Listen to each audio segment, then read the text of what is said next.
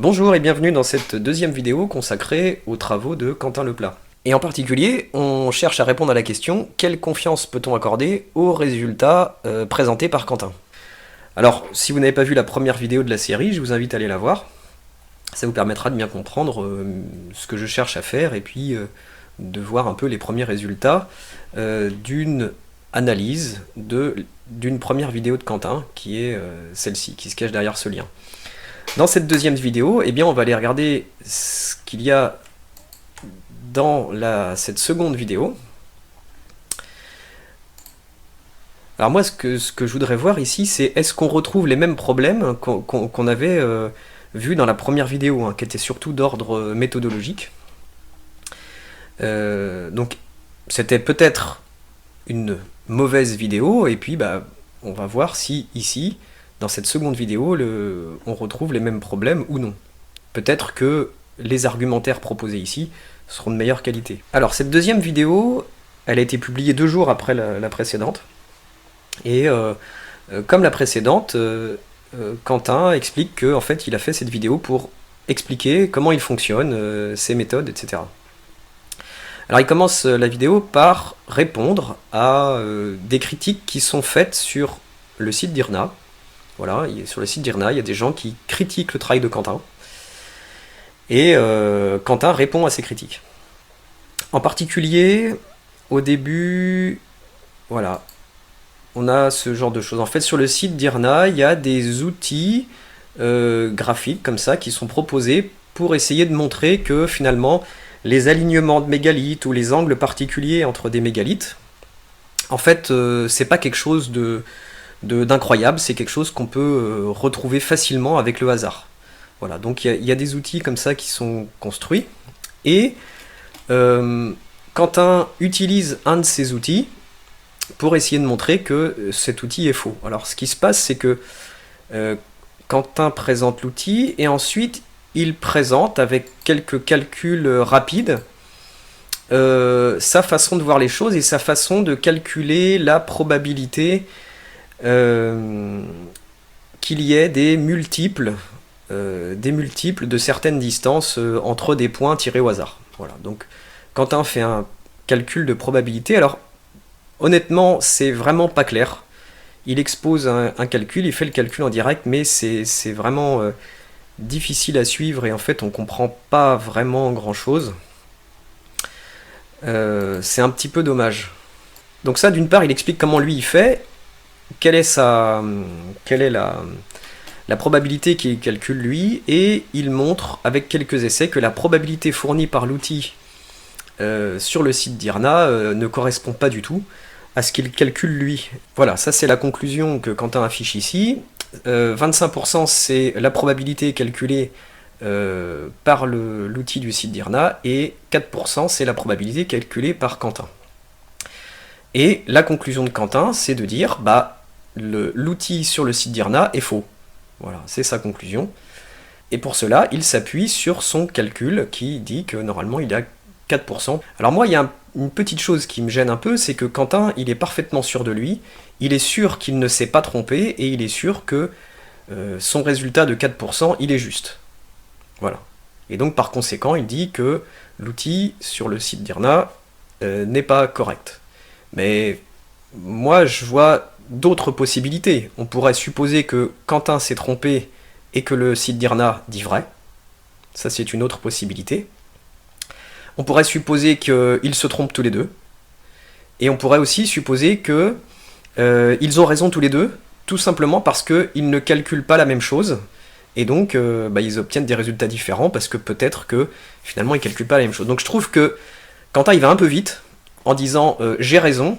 Surtout que le petit calcul qu'il nous a montré avant, je trouve qu'il n'est pas très bien mené, et on ne comprend pas vraiment comment il fait, enfin c'est vraiment pas clair. Donc moi je suis pas tout à fait satisfait par cette démonstration. Mais le plus intéressant, c'est ensuite, puisque Quentin ensuite nous présente, voilà, ce qu'il appelle l'outil anti-hasard. Voilà, l'outil anti-hasard, c'est comme ça qu'il le nomme. Et bon, bah ça c'est très intéressant. En fait, c'est la même chose que ce qu'on avait vu dans la première vidéo. C'est un outil de calcul qui est fait dans un tableur. Voilà, il y a un petit code de calcul dans un tableur, et ce code de calcul, à ce code de calcul est associé une notice pour nous expliquer comment le code fonctionne, enfin pour nous montrer l'algorithme qui se cache derrière. Donc ça c'est bien. Donc on va essayer d'aller voir ici, parce que là on aura sans doute des explications un peu plus précises que le calcul rapide qui a mené à cette valeur de 4%. Alors cet outil, on peut le télécharger depuis le site de Quentin. Le lien se trouve ici. Voilà. Donc c'est un outil que Quentin a développé avec Pierre Coucy. Donc si je suis ce lien, j'arrive sur une page où je vais pouvoir télécharger les outils. Voilà, il y en a deux. Il y a cet outil-là avec sa notice, et cet outil-là avec sa notice. Alors nous, c'est l'outil... voilà, ce premier, c'est sur les angles, et nous, celui qui nous intéresse là, calcul de probabilité sur les distances. Donc, on peut aller chercher... Donc on peut récupérer la notice et le fichier Excel. Alors voilà cette notice. Méthode de recherche des unités de mesure probablement utilisées dans un complexe mégalithique. Au sein d'un complexe mégalithique, nous avons relevé des distances séparant tous les mégalithes les uns des autres. À partir de ces relevés, nous souhaiterions savoir si une ou plusieurs unités de mesure ont été utilisées pour disposer les mégalithes du complexe. Ok. Plan de la méthode. N'ayant aucun a priori sur les unités potentiellement utilisées, il va falloir comparer tous nos relevés à un grand nombre d'unités afin de savoir si certaines distances sont des multiples entiers des unités testées.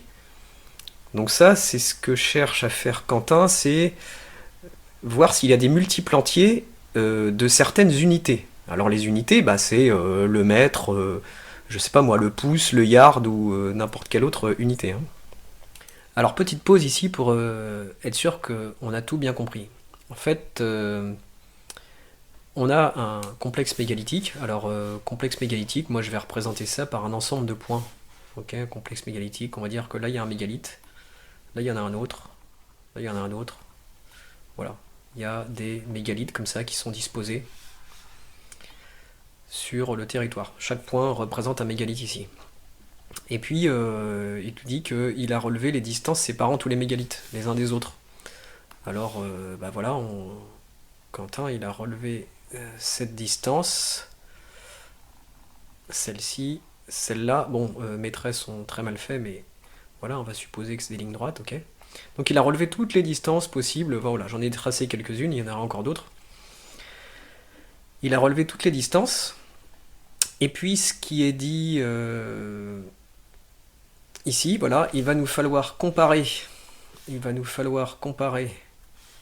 tous nos relevés à un grand nombre d'unités afin de voir si certaines distances sont des multiples entiers des unités testées. En fait, il va regarder si cette distance-là, que je vais appeler, je sais pas, D1, est-ce que cette distance-là, c'est un multiple entier d'une unité U. Alors U, ça peut être le mètre ou n'importe quelle autre unité. On regarde si c'est un multiple entier du mètre, par exemple. Puis on va regarder si c'est un multiple entier du pouce, etc. Et puis on peut tester comme ça plein d'unités. Et selon ce document, le document de Quentin, si c'est un multiple entier, alors c'est un indice pour nous dire que les gens qui ont placé ces mégalithes à ces endroits ont utilisé cette unité-là. Alors déjà, ça c'est discutable. Par exemple, tous les objets qu'on a autour de nous, bien qu'ils aient été bien que c'est le mètre, hein, l'unité de base qui est utilisée, il y a beaucoup de cotes sur les objets qui ne sont pas des nombres entiers du mètre ou du centimètre ou du millimètre. Okay. Et puis pareil, ma maison, elle fait pas 10 mètres par 5. Okay. Toutes les dimensions, sont pas du tout des nombres entiers. Donc voilà. Donc ça déjà c'est critiquable, mais je vais supposer, ok, je fais confiance aux auteurs du document pour sur le fait que en fait, c'est important de vérifier que toutes ces distances sont des multiples en nombre entier d'une certaine unité U. Enfin, en tout cas, on va tester si c'est le cas, si elles sont effectivement des multiples en nombre entier de certaines unités. On va supposer que c'est ça qui est important. Et donc pour ça, on met en œuvre en fait ce qui s'appelle la loi binomiale, qui nous permet de calculer cette probabilité-là, voilà, qui s'écrit comme ça. Voilà, et pour calculer cette probabilité, il nous faut deux paramètres, petit p et petit k, qui sont deux paramètres de cette loi binomiale. Si je retourne au document d'origine, voilà, c'est deux paramètres petit p et petit k. Donc il y a une section qui est dédiée ensuite au calcul de petit p, celle d'après au calcul de petit k, et enfin le calcul de cette probabilité qui se fait avec la loi binomiale qui est ici.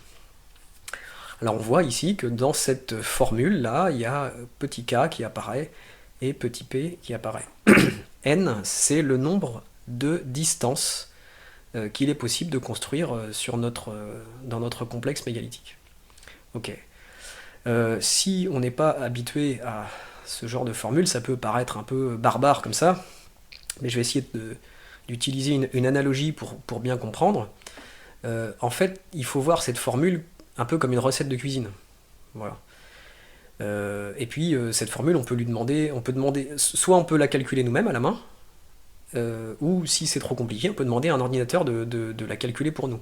Sauf que pour faire ce calcul, que ça soit à la main ou par un ordinateur, il faut deux valeurs, la valeur de k et la valeur de p, qu'il faut avoir calculées précédemment. Voilà. C'est un peu comme une recette de cuisine. Et k et p, ce seraient les ingrédients, quoi. Il faut ces ingrédients-là pour pouvoir calculer cette probabilité. Le truc, c'est que si k et p, petit k et petit p, ne sont pas corrects, eh bien c'est comme si dans ma recette, je mettais pas les bons ingrédients, quoi. Si je veux faire un gâteau au chocolat, et qu'à la place du chocolat, je mets du citron ou de la cerise, eh ben ça fera pas un gâteau au chocolat à la fin. Voilà. Donc, il est important que petit p et petit k soient corrects. Voilà, c'est la première chose. Et évidemment, après, il faut bien sûr que cette formule soit calculée correctement, évidemment. Ici, c'est juste une reformulation de ça, où petit p a été remplacé par son expression.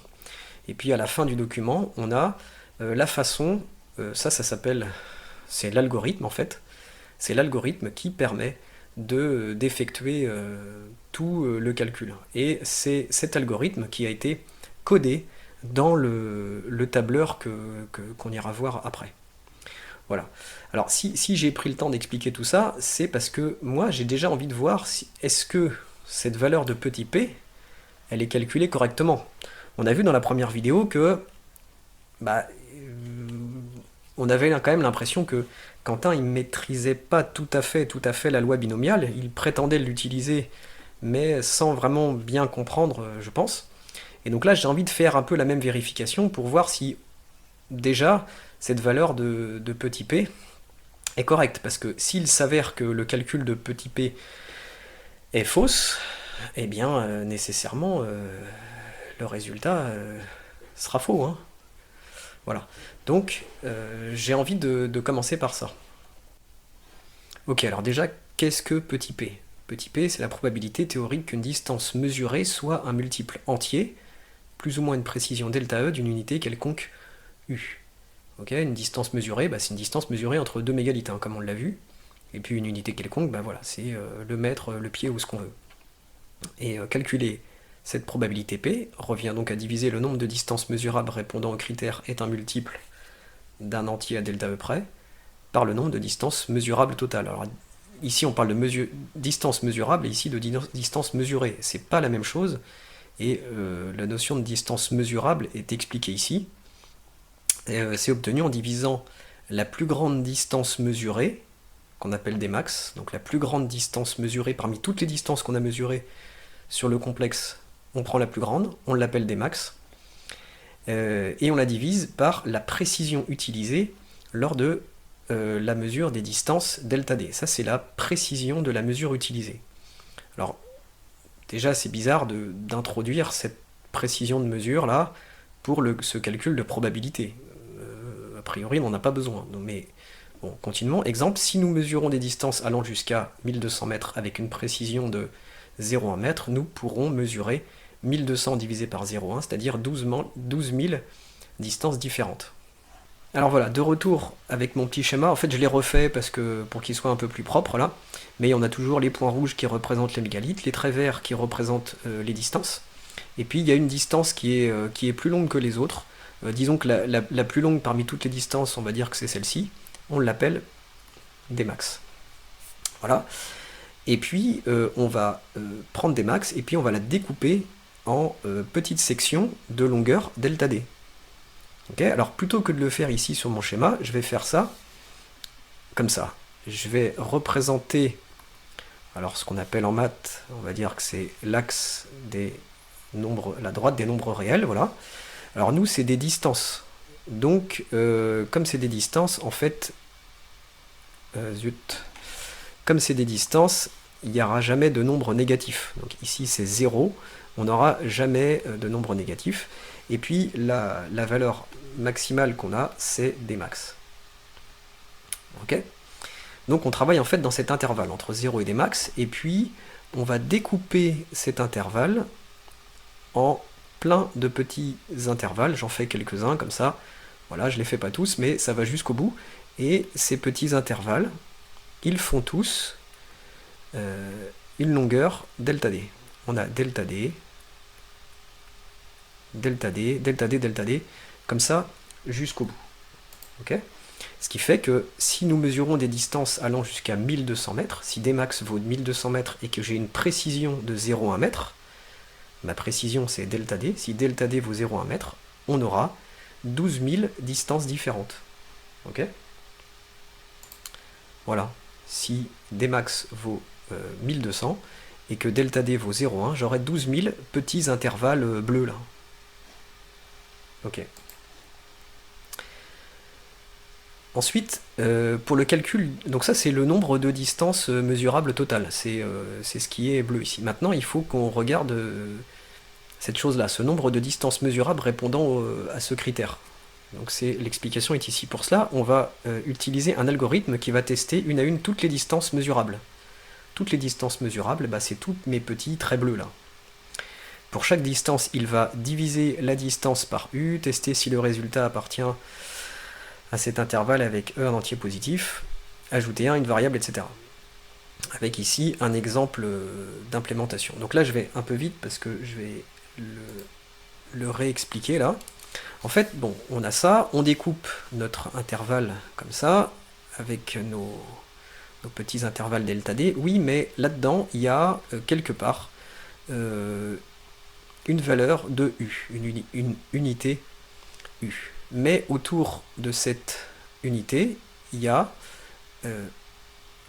un intervalle de tolérance, ou qu'il appelle précision, je crois, qui vaut 2 delta E.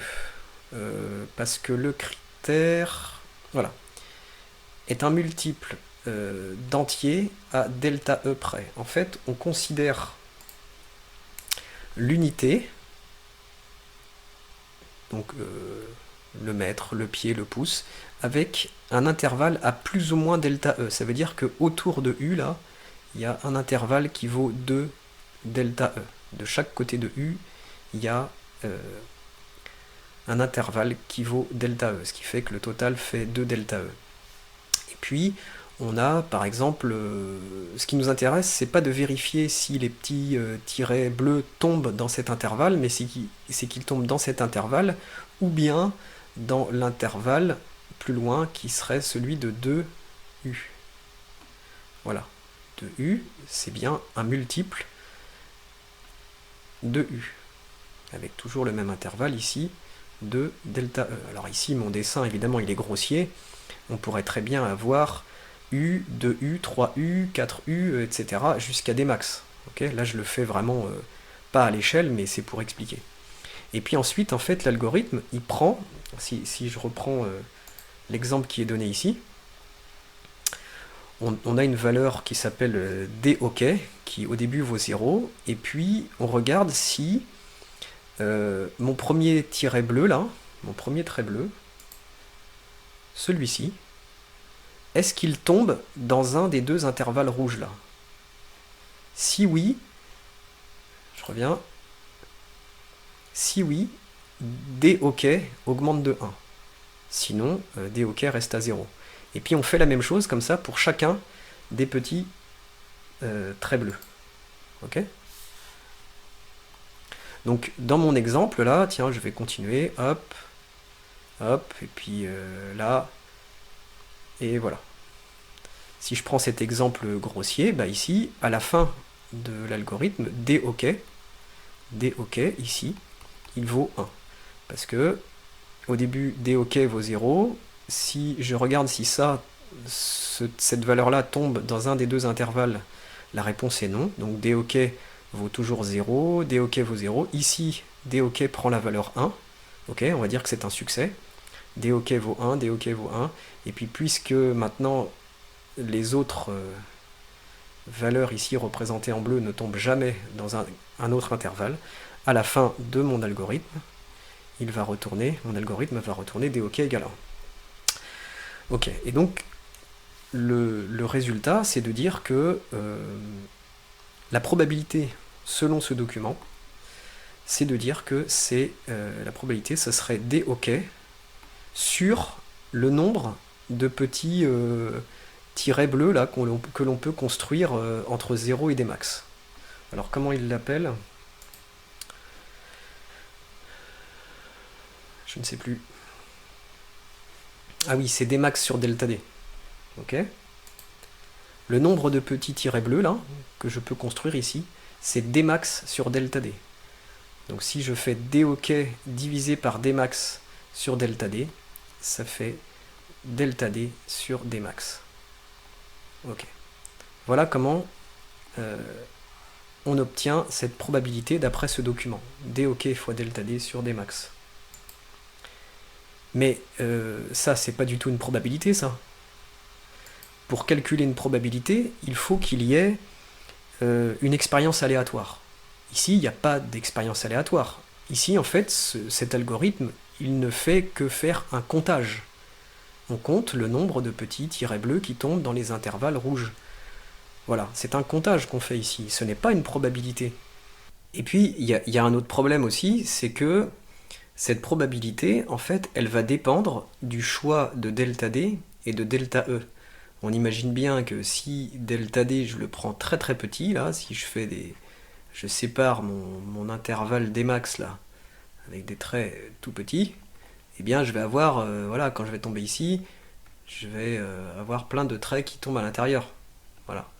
Donc ma valeur de DOK va pas être la même. Alors évidemment, ma valeur de delta D sur D max non plus. Mais est-ce que c'est équivalent? On ne sait pas. En tout cas, le document ne le dit pas. A priori, on n'en sait rien. Et puis, c'est aussi fonction de delta E. Voilà, mon DOK va dépendre du choix de delta E. Et quelle est la bonne valeur de delta E qu'il faut prendre? Quelle est la bonne valeur de delta D? Eh ben, on ne sait pas. En fait, l'utilisateur ne sait pas quelles sont les bonnes valeurs qu'il faut prendre. Et ça aussi, c'est un problème, puisque ça va forcément avoir un impact sur le résultat final. Et puis enfin, il y a un autre problème qui, je pense, est plus important encore, c'est celui-ci. Alors, pour expliquer, voilà, je vais mettre un quadrillage, et puis je vais refaire ma droite, là. Je vais me mettre là. Voilà, très bien. Et puis, je vais dire que toutes mes distances mesurables, mes petits tirets bleus, là, ils correspondent à la grille, là. Voilà, on va supposer que ça, c'est une distance mesurable, ça, c'en est autre. Voilà, que mon delta D en fait correspond à la largeur de mon quadrillage là. Voilà, etc. Je les fais pas tous. J'ai une certaine valeur de U quelque part ici.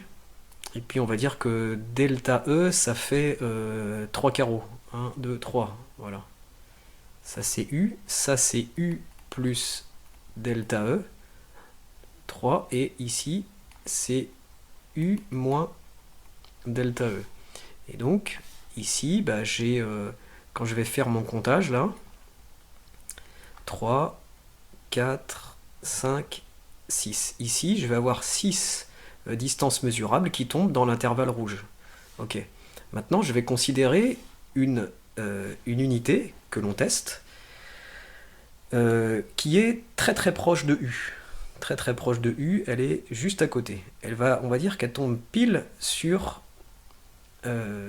voilà, pile sur le quadrillage. Alors je vais pas l'appeler U, je vais l'appeler V celle-là, tiens, voilà, pour la distinguer, pour dire que c'est pas la même. Mais elle est très très proche, elle tombe pile sur le quadrillage. Et bien ici, j'ai combien de distances mesurables qui tombent? Ah oui, pardon, il faut que je fasse plus, donc ça c'est V plus delta E, et puis ici c'est V moins delta E. Et bien ici j'ai combien de tirets qui tombent dans l'intervalle? Et bien j'en ai 1, 2, 3, 4, 5, 6, 7. Voilà. Le septième, évidemment, le premier et le septième, ils tombent exactement sur le bord de l'intervalle, mais ils sont quand même dedans. Donc pour U, j'ai 6. Là, j'en avais 6. Donc ma valeur de D ok va être incrémentée de 6 pour U, et pour V va être incrémentée de 7. Mais la seule raison qui explique ça, c'est juste le fait que mon unité tombe sur une des distances mesurables qui fait que mon D ok va être plus grand. Il faut imaginer qu'en plus, ces intervalles, il y en a plusieurs, entre 0 et des max. Donc il va y avoir par intervalle une valeur de D ok supplémentaire. Et donc c'est pas logique, c'est pas normal.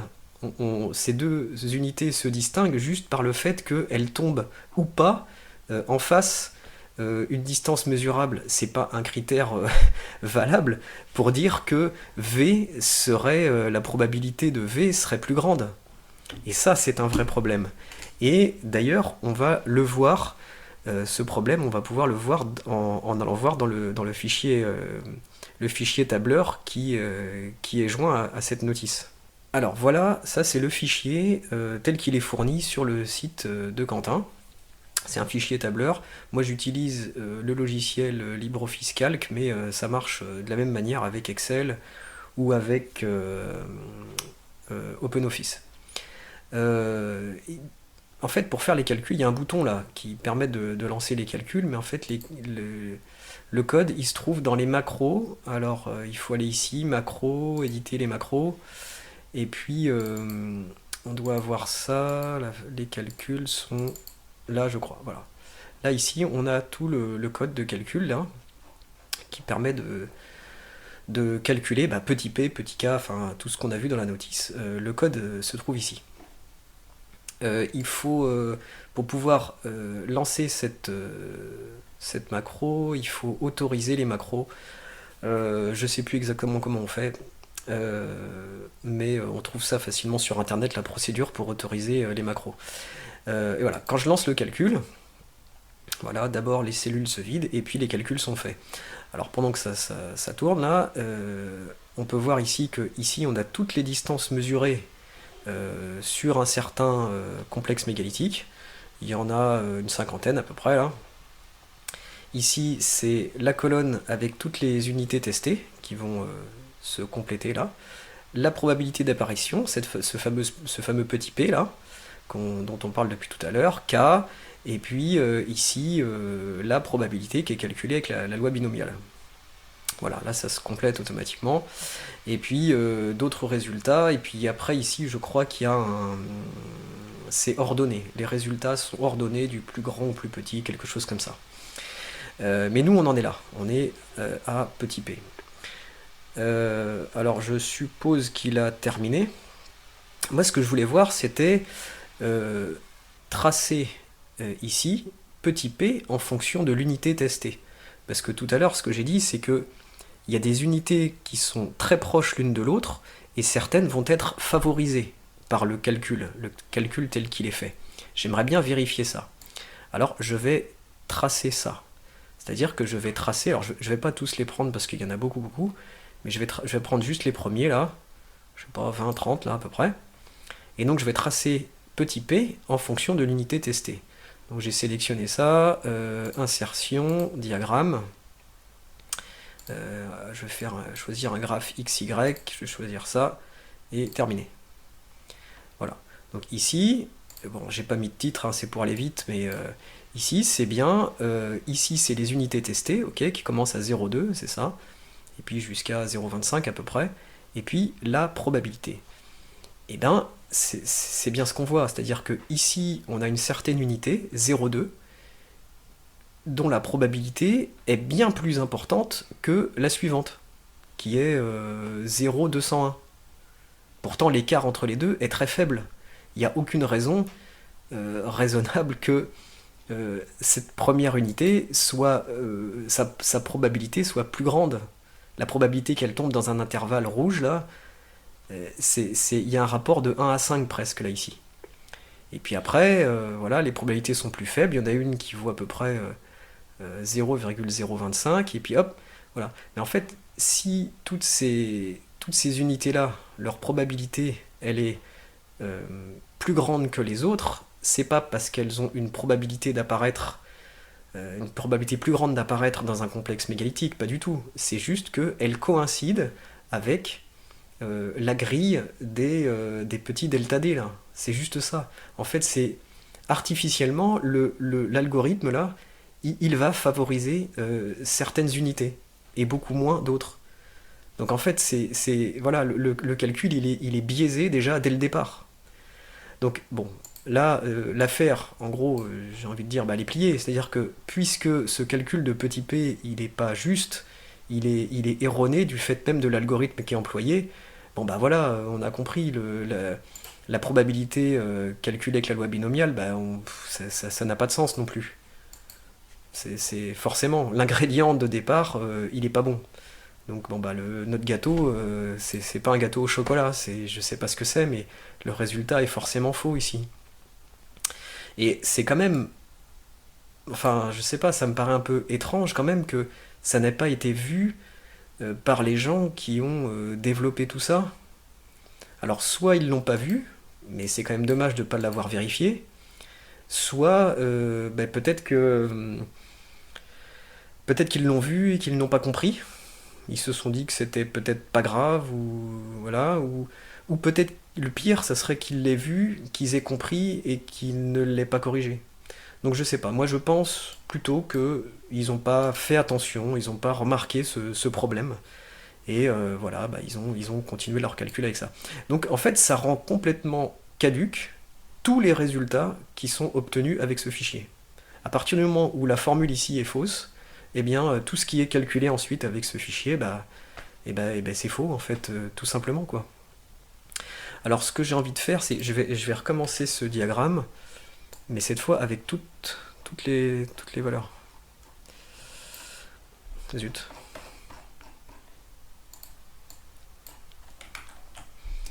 Voilà, insertion, diagramme, XY, là, où je vais mettre ça plutôt. Voilà, parce que là j'avais tracé que les premiers. Voilà. Donc bah voilà, en fait ça n'a pas vraiment de sens. Voilà, et on voit toutes les probabilités, toutes les unités pour lesquelles les probabilités sont favorisées, mais de façon complètement artificielle. Ensuite, il y a un saut ici. Alors pourquoi il y a un saut et un autre là? Mais on ne sait pas pourquoi. Bon, voilà, je pense que ce sont juste des artefacts en fait de cet algorithme qui n'est pas du tout approprié et qui calcule même pas une probabilité finalement, qui fait juste un comptage, voilà, mais qui correspond à rien du tout finalement.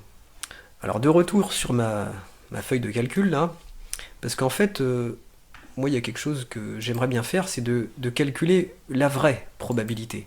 Cette vraie probabilité, non pas par cette méthode-là qui est fausse, on l'a vu. C'est quoi la probabilité? Alors je vais repartir de mon schéma là. Voilà. Ici on a 0. Ici on a Dmax. Et puis on va essayer déjà de relire ce que c'est que P. C'est la probabilité théorique qu'une distance mesurée soit un multiple entier, plus ou moins une précision d'une unité quelconque U. La probabilité théorique qu'une distance mesurée soit un multiple entier d'une unité quelconque U. Ok? Alors, là, une distance d. Je vais prendre une distance d. Hop. Donc, pour calculer une probabilité, il faut une expérience aléatoire. Donc, je vais dire, je tire au sort une certaine distance petit d. Je l'appelle petit d. Et cette distance, elle appartient à l'intervalle 0 d max. Ok, bah forcément, puisque d max, c'est la plus grande distance que je peux obtenir, bah voilà, d se trouve là-dedans. Et puis, il y a quelque part une unité, u, voilà, avec un intervalle autour, ça c'est u plus delta e, ça c'est u moins delta e. Et en fait, la probabilité qu'on cherche, c'est la probabilité que d tombe dans cet intervalle. Voilà, dans cet intervalle rouge. Alors ça, c'est le cas où il y a un seul intervalle rouge entre 0 et d max. Pour l'instant, je vais faire cette hypothèse, je vais me mettre dans le cas simple où il y a juste un intervalle rouge. Je vais y aller étape par étape. Et puis après, on verra si j'ai plusieurs intervalles comme ça, plusieurs U, c'est-à-dire que je vais avoir U, 2U, 3U, etc. On verra ça après. Donc là, cette probabilité, eh bien, c'est cet intervalle-là, ok, cet intervalle-là, c'est-à-dire 2 delta E, divisé par l'ensemble des possibilités pour D, c'est-à-dire D max. Ok, ça, c'est la probabilité qu'une distance tirée au hasard entre 0 et D max tombe dans cet intervalle. Ok. Donc ça, c'est une probabilité, je ne vais pas l'appeler P, je vais l'appeler par exemple P1. Voilà, pour la distinguer de petit p. Maintenant, notre problème à nous, c'est pas tout à fait celui-ci. Nous, c'est la probabilité que ça tombe dans cet intervalle, ou bien dans l'intervalle autour de 2u, ou bien dans l'intervalle autour de 3u, etc., jusqu'au dernier intervalle avant des max, quoi. Alors la question qu'il faut se poser, c'est il y a combien d'intervalles rouges entre 0 et des max pour une certaine unité u? Eh bien, ce nombre d'intervalles, pour le déterminer, déjà je vais l'appeler grand N. Ce nombre d'intervalles, eh bien, c'est des max sur U. Alors on pourrait penser que c'est des max sur U, mais en fait, c'est pas tout à fait des max sur U, c'est la valeur entière de des max sur U, que je vais noter comme ça. Ok, E de d max sur U, ça veut dire la valeur entière de d max sur U. Bah oui, parce que si d max sur U, c'est pas une valeur entière, ça veut dire que je vais avoir, je sais pas, 15,3 intervalles. Ça n'a pas de sens. Moi, je veux des intervalles entiers. Donc, en fait, c'est ça. Et bien voilà, ma probabilité maintenant, P, eh ben, c'est N fois P1. Ok, ça c'est la probabilité que D tombe dans un intervalle. Maintenant, si j'ai deux intervalles rouges, allez tiens, j'en dessine un deuxième, là, de la même largeur, bien sûr. Si j'ai un deuxième intervalle rouge, eh bien la probabilité que D tombe dans cet intervalle ou bien dans celui-ci, eh bien ça va être 2 fois ça. Si j'ai 3 intervalles, ça va faire la probabilité, ça va être 3 fois ça, etc. Et moi, j'ai combien d'intervalles rouges? Eh bien j'en ai N qui vaut ça. Et donc ma probabilité finalement, voilà, c'est la valeur entière de D max sur U fois 2 delta E sur D max.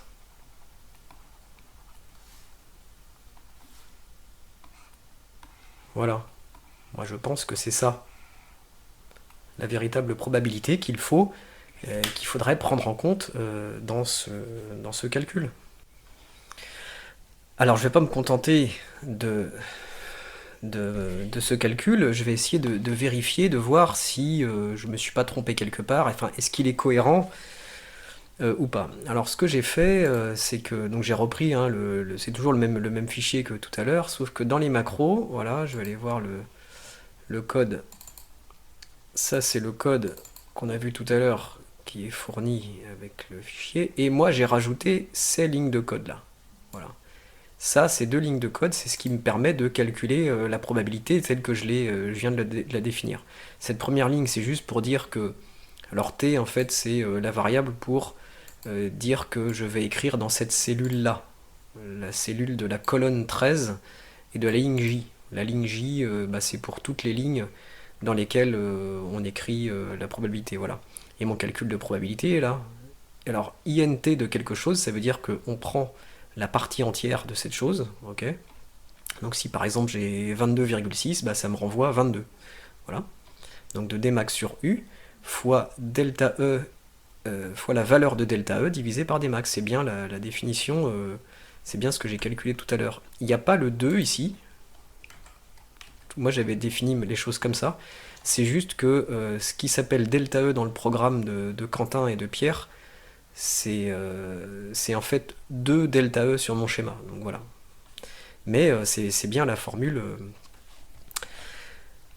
telle que je viens de la définir. Ensuite, maintenant, si je lance cette macro, eh bien, elle va calculer. J'ai pas du tout touché au code qui existait déjà. J'ai juste rajouté, moi, mes 2 lignes de code qui vont juste venir rajouter une colonne ici, dans la colonne M ou N, quelque chose comme ça. Ok, donc le calcul est terminé, tous les tableaux sont complétés, et on a en plus la probabilité que j'ai calculée moi dans cette colonne-là. Alors ce que je vais faire, c'est que je vais refaire le même diagramme que tout à l'heure, et je vais superposer ma probabilité à moi sur celle de Quentin. Voilà, ça c'est celle qu'on a vue tout à l'heure.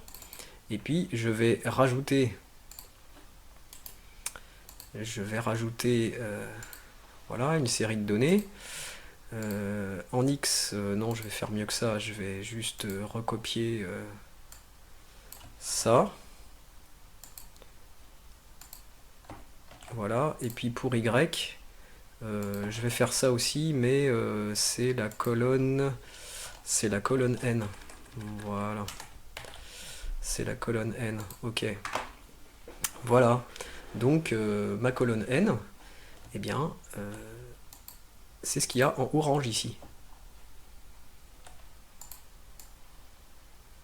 Ok, donc en fait, ça correspond exactement à la probabilité maximale qui est définie par le code d'origine.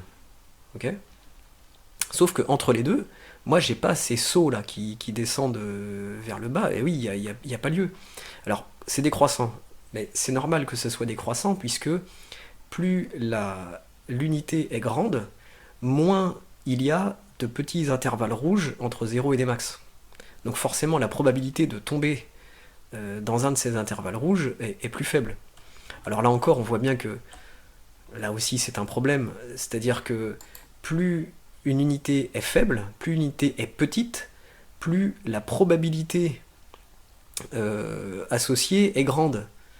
Donc ça aussi, ça n'a pas vraiment de sens. Mais bon, ce sont les règles du jeu qui sont fixées au départ. Je les remets pas en question, mais voilà, je pense juste qu'elles n'ont pas beaucoup de sens. Donc voilà ce que ça donne. Après, j'ai pas envie de me contenter de ça. J'aimerais quand même, bon, c'est ce que j'obtiens, mais au fond, ça prouve pas que je me suis pas trompé ici.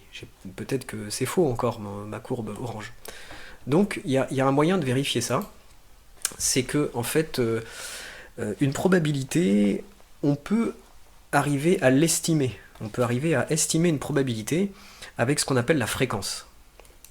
La fréquence, c'est quelque chose qu'on calcule. C'est par exemple si je fais un certain nombre de lancers de dés, si je lance 100 000 fois le dé, eh bien je vais observer que je suis tombé effectivement 1/6 de fois sur 1, 1/6 de fois sur 2, etc., etc. En fait, plus on va lancer le dé un nombre de fois très très grand, plus on va se rapprocher de la probabilité qui est 1/6 pour chacune des faces. Voilà, c'est ça la fréquence. Et donc la fréquence, c'est un bon moyen d'estimer une probabilité. Donc en fait, ce qu'il faudrait que je fasse, ce serait pour chaque unité, eh bien, faire un certain nombre d'expériences aléatoires, de la répéter un très grand nombre de fois, et vérifier si, pour chaque unité, eh bien, je tombe à peu près autour de ma courbe orange. Voilà, c'est ça ce que j'aimerais faire. Et c'est ce que je vais faire d'ailleurs. Ok, alors, quelques explications.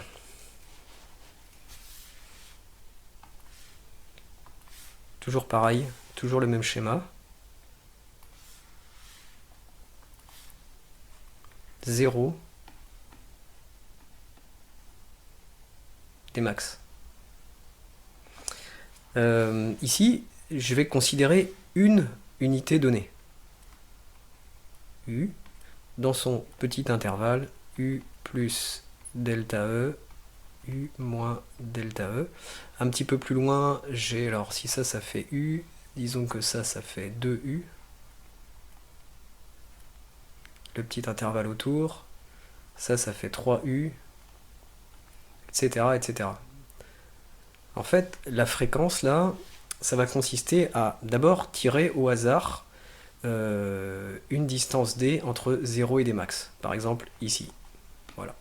Et puis là, on va regarder si c'est un succès ou si c'est un échec. Dans ce cas-là, c'est un échec parce que d n'appartient à aucun intervalle rouge. Okay, ensuite, je peux faire un compteur comme ça. Succès 0, et ici, échec 1. Voilà, je vais faire un compteur comme ça. Et ça, c'était ma distance D1. Maintenant, je vais faire un deuxième tirage au sort qui tombe par exemple là, D2. Là, maintenant, je vais changer mon compteur de succès et je vais mettre 1 parce que ici c'est un succès. D3, D4, etc., etc. Et si je fais un nombre de tirages au sort comme ça, très très grand, le plus grand que je peux, on va dire, eh bien normalement ça devrait tendre vers cette probabilité là. Ok ? Je vais compter le nombre de succès divisé par le nombre de tirages que j'ai fait, et normalement ça devrait me donner à peu près ceci. Ok ? Si c'est pas le cas, alors ça veut dire que la formule là que j'ai déterminée, elle est pas bonne. Voilà. Et donc c'est ça que je vais coder dans le tableur. Juste avant, il faut quand même que j'explique comment on fait avec un code informatique. Voilà, il faut bien une méthode pour dire que c'est un succès ou c'est un échec. Il faut vérifier comment je fais pour être sûr que la distance que j'ai tirée au hasard là, est-ce qu'elle est dans cet intervalle, dans un des intervalles ou non. Donc là, il faut que j'explique rapidement comment je vais faire ça. Je refais toujours le même schéma. Hein. Voilà. 0 des max. Et puis ici, je vais dessiner, je vais appeler ça grand N U. Ok, donc ça peut être 1U, 2U, 3U. Grand N, c'est un nombre entier positif. Ok, ça, c'est... on a de chaque côté, ici, voilà, hein, delta E. Ici, delta E. Ok, et puis on a donc D, par exemple, D, ma distance D, elle est tombée là. Et je vais appeler petit delta cette distance-là. Ça s'appelle petit delta. Voilà. Et d'accord, si petit delta est plus petit que delta E, alors ça veut dire que D est dans cet intervalle. Donc en fait, ce que je peux dire, c'est que en fait que la distance D, c'est égal à NU plus delta. Okay, ou autrement dit, delta, c'est égal à D moins NU. Alors maintenant, N. Qu'est-ce que c'est que N ? En fait, NU, c'est le multiple en nombre entier de U le plus proche de D. Donc en fait, N, c'est D sur U, mais pas tout à fait, parce que N, c'est un entier, c'est l'entier le plus proche. Donc il faut prendre l'arrondi. Je vais appeler ça A. Grand A de D sur U, ça veut dire le nombre entier le plus proche de D sur U. C'est pas la valeur entière, c'est pas l'entier immédiatement inférieur, ça peut être l'entier qui est directement supérieur en fonction de la valeur de d sur u. C'est l'arrondi. Donc on a delta, c'est égal à petit d moins l'arrondi de d sur u fois u. Voilà, c'est ça, delta. Notre petit delta. Et bien voilà, maintenant, on peut dire que c'est un succès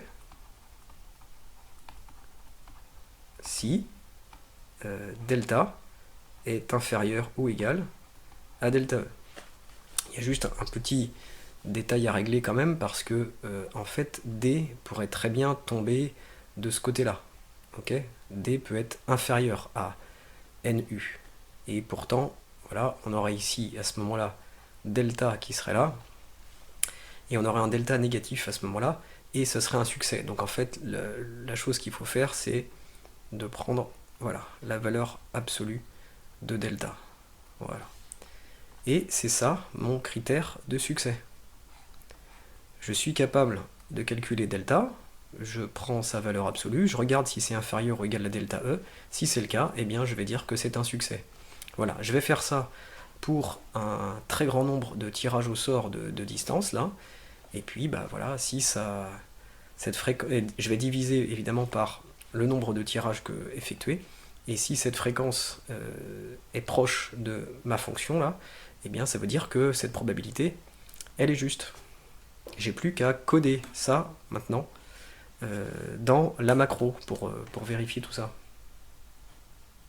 Alors, de retour dans le code de notre macro, j'ai rajouté à la fin du code, donc encore une fois, hein, j'ai pas du tout touché au code existant, je suis juste venu rajouter le mien.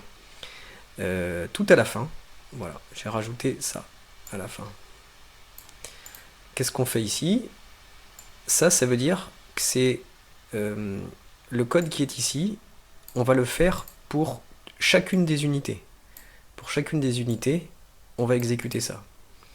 Maintenant, pour chaque unité, ça va s'exécuter 10 000 fois. Parce que ici, j'ai mis 10 000. Okay, pour chaque unité, je vais faire 10 000 tirages au sort. Voilà, je vais tirer au sort une distance que j'ai appelée ici d aléa. Voilà, ça veut dire que d aléa, c'est une valeur tirée au sort entre 0 et des max. Ensuite, ici, on calcule delta selon la formule que j'ai écrite auparavant. Voilà, la valeur absolue de d aléa moins, ici, c'est l'arrondi de d aléa sur u multiplié par u. Alors juste là, je fais une petite parenthèse. Pour pouvoir utiliser cette fonction dans Office Calc, LibreOffice Calc, j'ai dû rajouter cette ligne-là au tout début. Voilà. Pour des histoires de compatibilité, enfin bon voilà. Sinon, il y a une erreur si on rajoute pas cette ligne-là. C'est juste lié à l'utilisation de l'arrondi ici. Bon voilà, parenthèse fermée. Donc là, je calcule delta et je fais le test. Si delta est inférieur ou égal à delta E sur 2, parce que je rappelle que delta E dans le code d'origine, ça correspond à 2 delta E dans mon document manuscrit là. Ok, donc si delta est inférieur à delta E sur 2, alors on incrémente le compteur de succès. On fait ça 10 000 fois pour chacune des unités, et puis pour chaque unité, eh bien, on vient écrire compteur du succès divisé par le nombre de tirages, c'est-à-dire la fréquence, en fait, dans la colonne 14, à côté de ma colonne 13 tout à l'heure, où j'avais écrit la probabilité que j'avais calculée. Voilà, et on fait ça pour chacune des unités, et puis eh ben, on va lancer la macro maintenant. Alors, on exécute notre macro, tous les calculs se font comme prévu.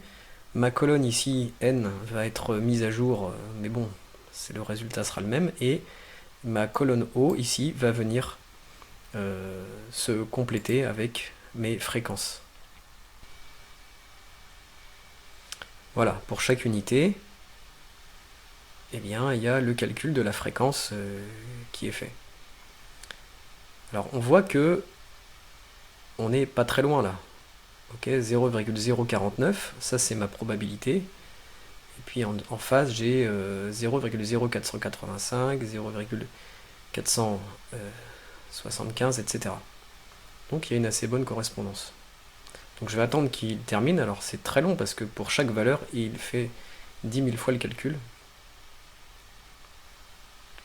Je vais attendre qu'il termine et après on va tracer tout ça.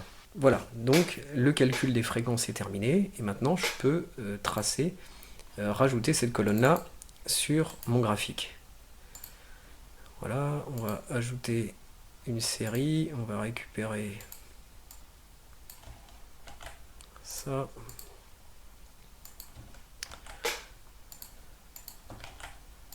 Ça, c'est la colonne O. Ok. Voilà, et c'est la colonne O en jaune. Alors on voit que, voilà, il y a de la variation bien sûr, hein, parce que c'est une fréquence. Donc en fonction des tirages, voilà. Mais ce qu'on voit, c'est que, eh bien, il y a une bonne correspondance, hein. C'est satisfaisant ça. Ok, ma probabilité, elle correspond bien avec la fréquence. Donc je pense que je ne me suis pas trompé dans le calcul de ma probabilité. Voilà, par contre, le calcul de probabilité de Quentin et de Pierre ne correspond pas du tout à la fréquence. Enfin si, pour quelques rares points de temps en temps. Donc voilà, hein, je crois que c'est définitivement pas bon. Voilà, donc j'ai pris un petit peu de temps pour montrer tout ça, mais en fait, on attend une démonstration au moins comme celle-ci de la part de Quentin et de Pierre. Voilà. C'est quand même le minimum. Et puis, ça montre quand même une très mauvaise maîtrise de ces outils, quoi, en fait. Alors voilà, encore autre chose pour montrer à quel point la probabilité de Quentin et de Pierre n'est pas bonne. Là, on a ce résultat-là. En fait, la seule chose que j'ai faite, c'est que j'ai modifié ici la précision des distances mesurées. Tout à l'heure, c'était 0,01. Maintenant, j'ai une précision de 0,001. Ok ?